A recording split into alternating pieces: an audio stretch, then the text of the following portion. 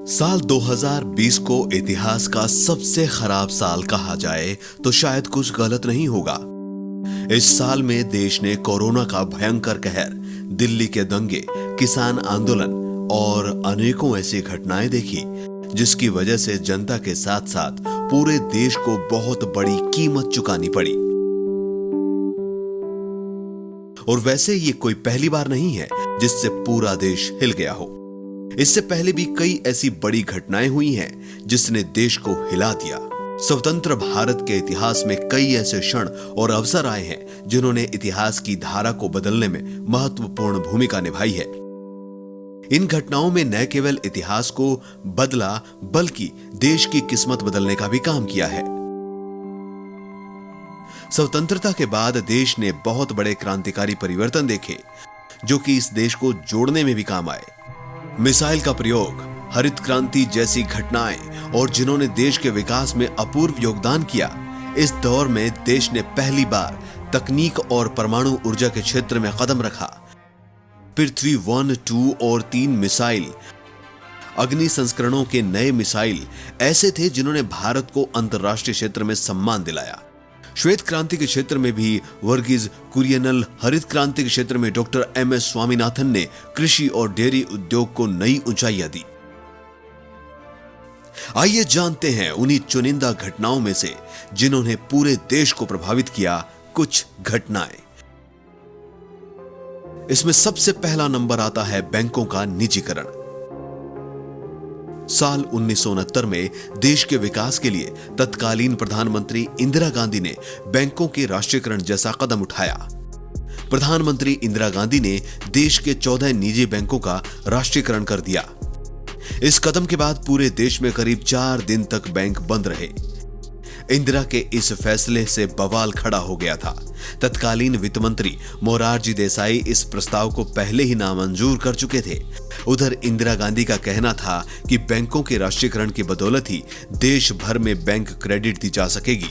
19 जुलाई 1969 को एक अध्यादेश लाया गया और 14 बैंकों का स्वामित्व राज्य के हवाले कर दिया गया। उस वक्त इन बैंकों के पास देश की 70% जमा पूंजी थी। इस कदम से देश की अर्थव्यवस्था को बहुत बड़ा फायदा हुआ और राज्य की स्थिति भी मजबूत हो गई। इंदिरा ने एक और कड़ा फैसला लिया था और अंग्रेजों के जमाने से चली आ रही राजे रजवाड़ों को दिए जाने वाली फीस को खत्म कर दिया। इस फैसले से राजा महाराजाओं के सारे अधिकार और सहूलियतें वापस ले ली गई। ये एक ऐसा फैसला था जिसके बाद एक बड़ा तबका इंदिरा का कट्टर विरोधी हो गया। 1967 के आम चुनाव में कई पूर्व राजे रजवाड़ाओं ने सी राजगोपालाचारी के नेतृत्व में स्वतंत्र पार्टी का गठन किया। इनमें से कई कांग्रेस के बागी उम्मीदवार भी थे। इसके चलते ही इंदिरा गांधी ने प्रिवी पर्स खत्म करने का संकल्प ले लिया। 23 जून 1967 को ऑल इंडिया कांग्रेस ने प्रिवी पर्स की समाप्ति की घोषणा के लिए प्रस्ताव पारित किया। 1970 में संविधान में 24वां संशोधन किया गया और लोकसभा में 332 के मुकाबले 154 वोट से यह पारित हो गया। हालांकि राज्यसभा में यह प्रस्ताव 149 के बदले 75 से पराजित भी हो गया था। राज्यसभा में हारने के बाद प्रधानमंत्री इंदिरा गांधी ने राष्ट्रपति वीवी गिरी के सारे राजे महाराजाओं को मान्यता को समाप्त करने के लिए कहा। दूसरी सबसे बड़ी घटना थी आपातकाल की घोषणा। 1975 में रायबरेली में चुनाव में गड़बड़ी के आरोप और जयप्रकाश नारायण द्वारा संपूर्ण क्रांति के नारे के अंतर्गत समूचे विपक्ष ने एकजुट होकर इंदिरा गांधी की सत्ता के खिलाफ संघर्ष छेड़ दिया। इस पर इंदिरा गांधी ने आपातकाल लगा दिया। आपातकाल में नागरिक अधिकार रद्द हो गए और प्रेस और मीडिया पर सेंसरशिप लागू हो गया। कई विपक्षी नेताओं को जेल भेज दिया गया। संजय गांधी के नेतृत्व में जबरन नसबंदी अभियान और सत्ता पक्ष द्वारा दमन के कारण आपातकाल इंदिरा गांधी की राजनीतिक जीवन की सबसे बड़ी घटना बन गई। 1971 में हाई कोर्ट ने रायबरेली सीट से इंदिरा गांधी का निर्वाचन अवैध ठहरा दिया। इस चुनाव में इंदिरा गांधी के प्रतिद्वंदी उम्मीदवार राज नारायण थोड़े से वोटों से हार गए थे। इंदिरा गांधी के इस निर्णय को सुप्रीम कोर्ट में चुनौती दी और उन्हें स्टे मिल गया। इंदिरा गांधी प्रधानमंत्री के पद पर बनी रह सकती थी, लेकिन सदन की कार्यवाही में भाग नहीं ले सकती थी और न ही सदन में वोट दे सकती थी। इन परिस्थितियों को देखते हुए इंदिरा गांधी ने 1975 में आपातकाल लगा दिया। इस आपातकाल का खामियाजा बाद में इंदिरा गांधी को भुगतना पड़ा। 1977 में इमरजेंसी हटा ली गई और आम चुनाव हुए, जिसमें इंदिरा गांधी बुरी तरीके से हार गई। जनता पार्टी के नेतृत्व में 4 घटक दलों के साथ मोरारजी देश के प्रधानमंत्री बने। नंबर 3, बांग्लादेश का जन्म। 25 अप्रैल 1971 को तत्कालीन भारतीय प्रधानमंत्री इंदिरा गांधी ने एक बड़ी मीटिंग में देश के थल सेनाध्यक्ष से कहा कि पाकिस्तान को सबक सिखाने के लिए जंग करनी पड़े तो करे। उन्हें इसकी परवाह नहीं है कि इस युद्ध का परिणाम क्या होगा।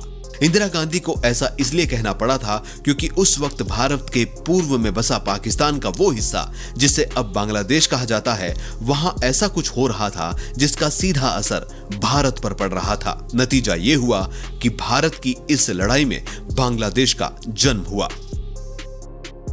नंबर 4, बाबरी मस्जिद विध्वंस। अयोध्या का यह स्थान राजनीतिक दलों की जोर आजमाइश का अखाड़ा बन गया और सभी दलों ने इस तरह एक एक कर फायदा उठाया। बाबरी मस्जिद को लेकर विवाद यह था कि सम्राट बाबर ने एक सेवक मीर बाकी ने बाबर को खुश करने के लिए कृष्ण जी का मंदिर तोड़ दिया था और वहां पर एक मस्जिद बनवा दी थी।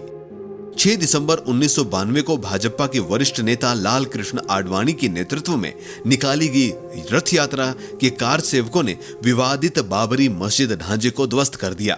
मस्जिद विध्वंस के बाद देश भर में जो दंगे हुए उसमें कम से कम 20,000 से ज्यादा निर्दोष लोगों की मौत हो गई।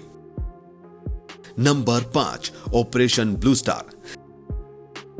धर्म के साथ राजनीति करने का एक और उदाहरण इसके बाद भी सामने आया जब अमृतसर में सिखों के पवित्र गुरुद्वारे स्वर्ण मंदिर में पाकिस्तान समर्थक आतंकियों ने बाहर निकालने के लिए सेना को बड़ी कार्रवाई करनी पड़ी। इसे लेकर भारत सरकार और सिख समुदाय के लिए एक स्थायी हिंसक विवाद पैदा हो गया, जो कि बाद में प्रधानमंत्री इंदिरा गांधी की हत्या के तौर पर सामने आया। इंदिरा की हत्या में शामिल रहे उन 2 सिख अंगरक्षकों की मौत के बाद हुए दंगों में हजारों लोगों की मौत हो गई। यह एक ऐसा नकारात्मक परिवर्तन था जिसने हिंसक धर्मांधता को राजनीति से जोड़ दिया। नंबर 6, परमाणु परीक्षण। पाकिस्तान से लड़ाई खत्म हुए अभी 3 साल भी नहीं गुजरे थे कि इंदिरा ने विश्व शक्तियों को बिना खबर किए ही 18 मई 1974 को भारत के पोखरण में परमाणु परीक्षण कर डाला। इंदिरा ने ऐसा अंतर्राष्ट्रीय स्तर पर अपनी मजबूती का एक संदेश देने के लिए किया था। इससे अमेरिका समेत कई देश नाराज भी हुए, लेकिन इस परीक्षण के बाद भारत, अमेरिका, सोवियत संघ, ब्रिटेन, फ्रांस और चीन के बाद ऐसा करने वाला 6ठा देश बन गया था। वो देश के विकास के लिए परमाणु ऊर्जा को भी बहुत महत्वपूर्ण समझती थी, इसीलिए उनके शासनकाल में पहली बार परमाणु परीक्षण किया गया था। नंबर 7, भारत बना परमाणु शक्ति संपन्न राष्ट्र। 11 और 13 मई 1998 को पोखरण में अटल बिहारी सरकार ने 5 भूमिगत परमाणु परीक्षण विस्फोट करके भारत को परमाणु शक्ति संपन्न देश घोषित कर दिया। प्रधानमंत्री अटल बिहारी वाजपेयी के इस कदम से भारत को निर्विरोध रूप से विश्व मानचित्र में एक सुदृढ़ वैश्विक शक्ति के रूप में स्थापित कर दिया गया। परमाणु परीक्षण इतनी गोपनीयता से किया गया था कि अति विकसित जासूसी उपग्रहों और तकनीक से संपन्न पश्चिमी देशों को इसकी भनक तक न लगी। यही नहीं, इसके बाद पश्चिमी देशों द्वारा भारत पर अनेक प्रतिबंध लगाए गए, लेकिन वाजपेयी सरकार ने सबका दृढ़तापूर्वक सामना करते हुए आर्थिक विकास की नई ऊंचाइयों को छुआ। 8वीं सबसे बड़ी घटना थी हरित क्रांति और गरीबी हटाओ का सूत्रपात। साल 1969 में इंदिरा गांधी ने भूमिहीन और समाज के कमजोर वर्ग के लिए भूमि सुधार नीति बनाई। हरित क्रांति इंदिरा के अथक प्रयास का फल था। 20 सूत्रीय कार्यक्रम की शुरुआत भी इंदिरा गांधी ने ही की थी। इसके अलावा साल 1971 के चुनाव में इंदिरा ने नारा दिया, गरीबी हटाओ। इस नारे का जादू देश भर के लोगों के सिर चढ़कर बोला। पाकिस्तान के साथ युद्ध में विजय होने के बाद वो संसद में पहले ही दुर्गा की परिभाषा से विभूषित हो चुकी थी। उनकी लोकप्रियता अपने चरम पर थी। चुनाव में कांग्रेस भारी बहुमत से जीती थी। आजाद भारत की ये 8 बड़ी घटनाएं अब तक भारत के विकास और भारत को बदलने में सबसे बड़ी सहायक रही हैं।